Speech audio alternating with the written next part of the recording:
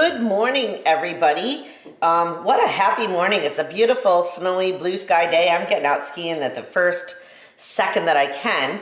I am going to talk to you today about rutabagas, okay? This video is dedicated to my son, Tom, who thinks it's hilarious that I'm happy I have a cold room in which I can store potatoes, onions, carrots, cabbage, and rutabagas. I don't think he'd ever heard the word before the day I told him I was so excited I now have a place to store them. Rutabagas, or yellow turnips, as they're sometimes called, they're really an interesting mainstay of a cold northern diet. They are full of vitamins, lots of vitamin A, lots of vitamin C, lots of fiber. They're delicious. There's so many things that you can do with a turnip or a rutabaga. I will say though, you have to be up. You have to be up for the prep of this vegetable. Here's my number one way of being up for the prep of this vegetable. Have a strong man in the house who can cut it and peel it for you. If you have that, which I used to have when I lived in Ottawa, Benoit Violette would chop them and peel them for me. That was fantastic. Now I don't have anybody here that wants to chop and peel my rutabagas for me, so I have to do it myself. It is a little bit of work. It's not for the faint of heart.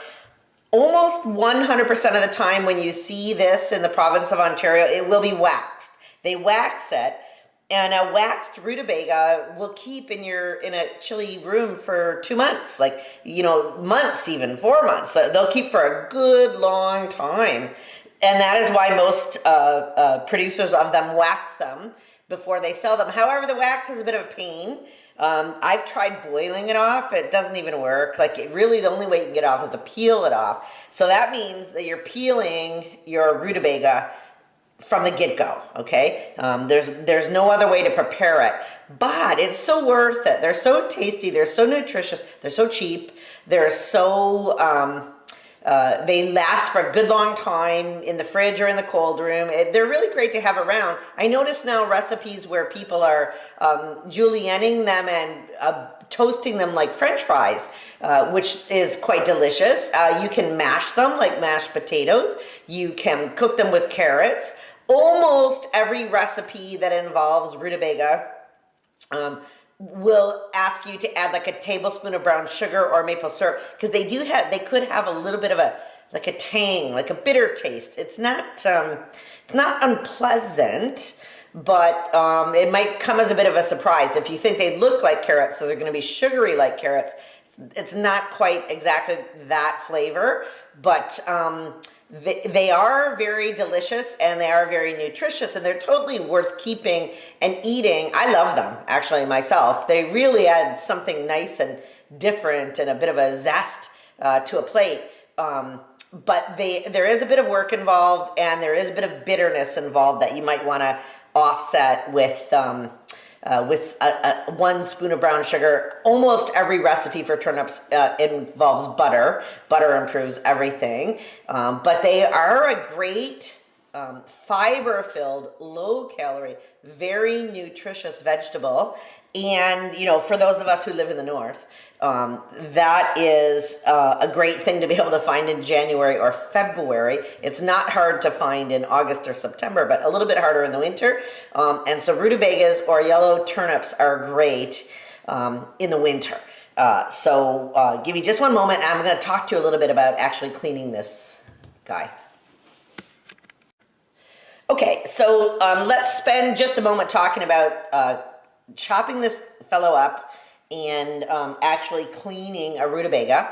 I have 3 different French knives here and a paring knife, which I'm going to use to peel the waxed skin off the rutabaga. I'm invested in knives. I'm all about cooking, so I have good knives. I have a Henkel French knife, which has been my go-to knife for 20 years or something now. That's a great knife. This is one I just got for Christmas this year. It's a Wusthof from Uncle Dave. Bought this for me when I told him I needed to have more than one good French knife. He went out and bought me this one, and oh my God, it's fantastic. I love it. I love it. However, for the rutabaga, I'm going to break out what we call the grandpa knife. This is a knife that was handmade by my dad. You can feel it if you could tell on video the difference in a weight. This one feels like a goose feather. This one feels like an anvil hammer kind of a thing. It's heavy. It's really heavy. It's almost, I would say, a machete. And very sharp, very sharp. I've had it professionally sharpened, and the knife sharpener tried to buy it off me. I said, no, my dad made that knife. I'm not selling you my dad's knife. And he told me that he would buy any grandpa knife, any papa knife, he said, papa knife. No, I don't have any papa knives for sale. So just to give you a sense of actually what is required to cut a rutabaga, having a really good chopping board, having a really good sharp heavy knife, and you know what, honestly, I know this is like an anti-feminist statement. If there's a strong man in your house, get him to do it, because it's work, and you'll see when I get headed at this one, it's worth it, but it is a tiny bit of work, okay? So here we go. I'm gonna take my grandpa knife, the papa knife, as my professional knife sharpener called it, and I'm going to have a whack at cutting this in half and then quarters so I can peel it so that I can use it in a variety of recipes. Okay, ready? 1, 2, 3, go. Woo. Okay, the papa knife wins. The turnip put up a fight, but the papa knife won. Okay, ready? Oh, no, okay, I didn't have the courage of my convictions, as Julia Child would say. Oh, I still didn't have the courage of my convictions. 1, 2, here.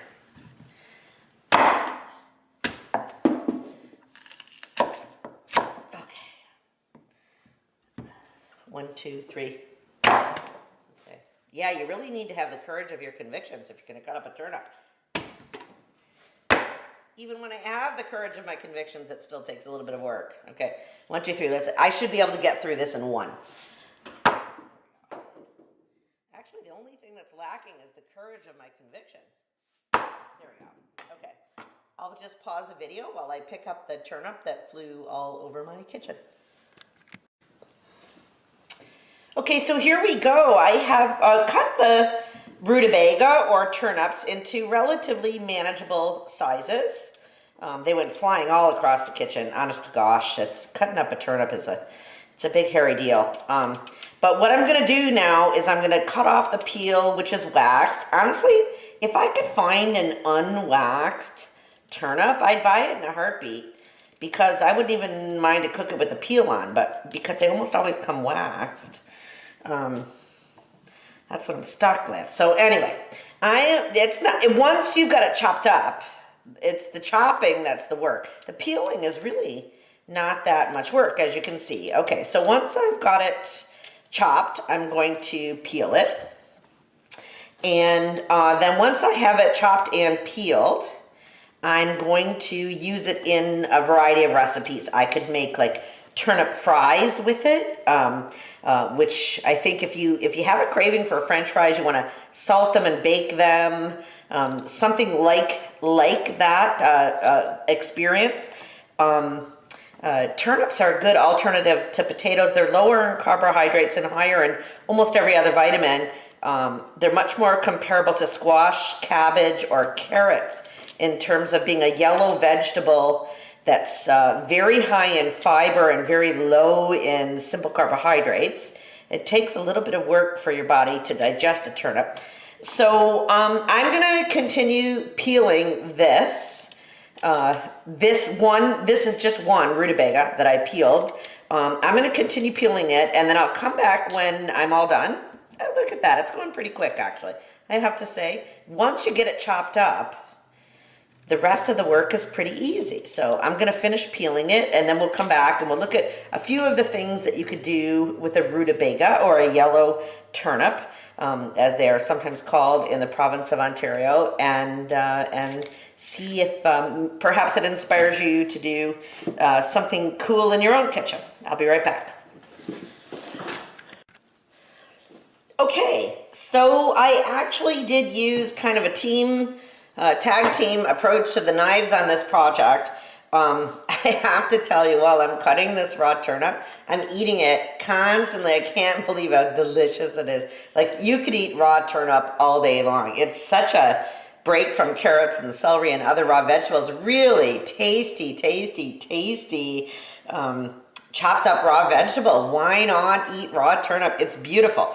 Once I got it chopped, as you saw me do, my knife flying efforts, I peeled it using a paring knife, and that only took a couple of seconds. It's actually the chopping of the turnip that's the real effort, and then the peeling was nothing. I peeled with my paring knife. I did, after I chopped with the grandpa knife, the papa knife, the big heavy machete. Oh my God, if you could feel the weight of this thing in your hand, you could do anything with this knife. It cuts through bone. This knife cuts through bone.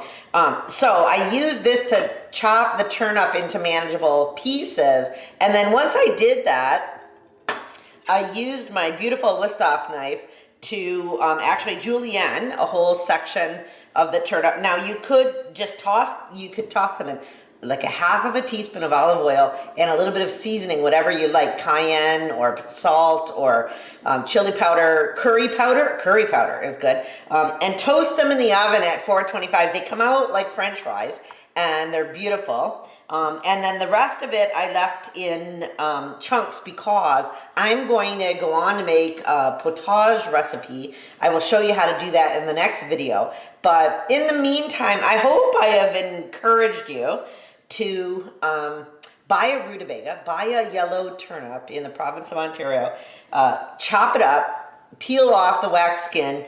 In January or February, it might be the crispiest thing you get to eat, like really crispy, really delicious, and really so much texture and so much flavor, really delicious. And until the fields start to sprout again in April or May or June, there aren't going to be a lot of vegetables that aren't imported from somewhere else, and when they get here, they're not nearly as good. But a rutabaga or a yellow turnip, which has been waxed when it was pulled out of the ground in the fall, is an amazing, crunchy and sweet and delicious.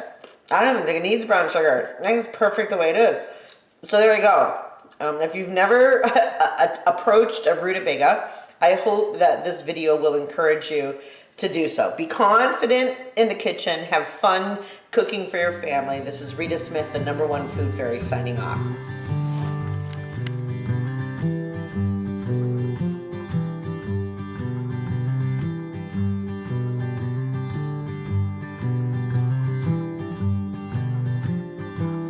I'm so sick of reality TV. I'm so tired of my girlfriend ignoring me. I sure could use a little bit of company, some time away from all the wanna